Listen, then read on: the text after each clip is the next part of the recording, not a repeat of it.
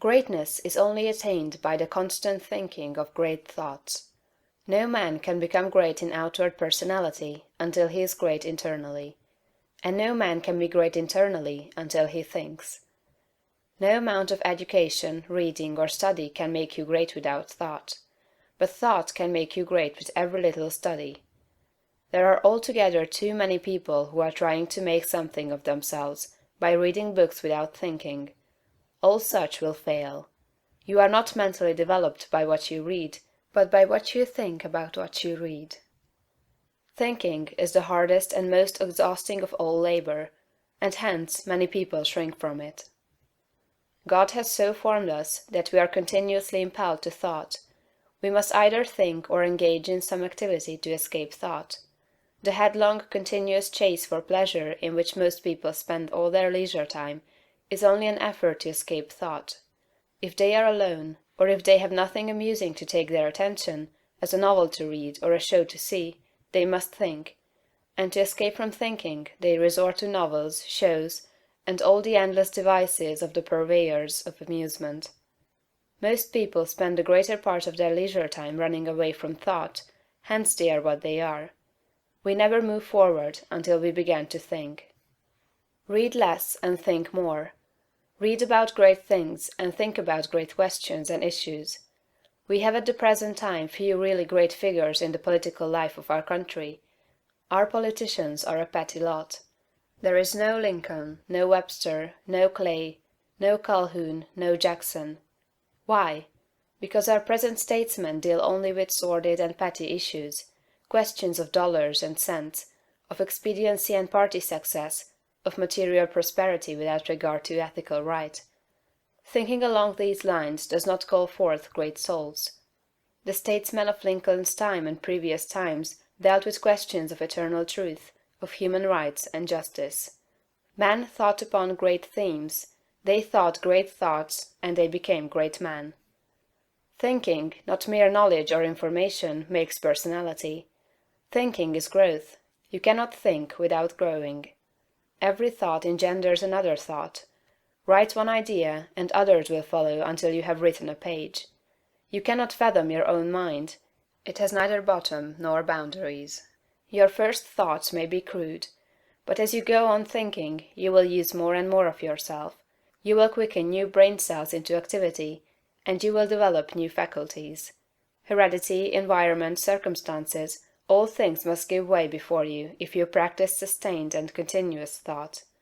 But, on the other hand, if you neglect to think for yourself, and only use other people's thought, you will never know what you are capable of, and you will end by being incapable of anything. There can be no real greatness without original thought. All that a man does outwardly is the expression and completion of his inward thinking. No action is possible without thought, and no great action is possible until a great thought has preceded it. Action is the second form of thought, and personality is the materialization of thought. Environment is the result of thought. Things group themselves or arrange themselves around you according to your thought. There is, as Emerson says, some central idea or conception of yourself by which all the facts of your life are arranged and classified. Change this central idea, and you change the arrangement or classification of all the facts and circumstances of your life. You are what you are because you think as you do. You are where you are because you think as you do.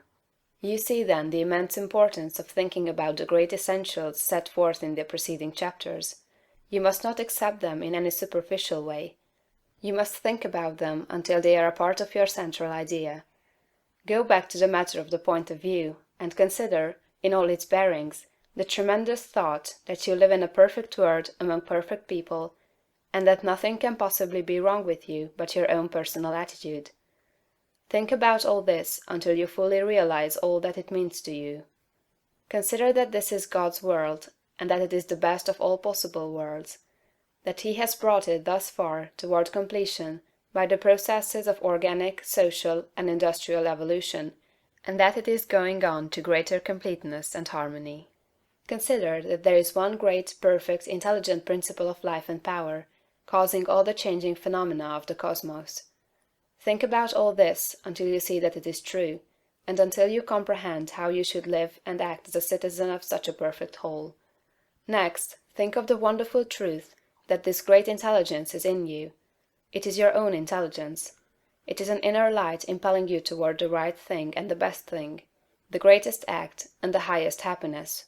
It is a principle of power in you, giving you all the ability and genius there is. It will infallibly guide you to the best, if you will submit to it and walk in the light. Consider what is meant by your consecration of yourself when you say, "I will obey my soul." This is a sentence of tremendous meaning. It must revolutionize the attitude and behavior of the average person.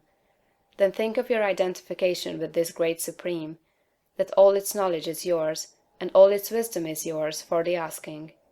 You are a god if you think like a god. If you think like a god, you cannot fail to act like a god. Divine thoughts will surely externalize themselves in a divine life.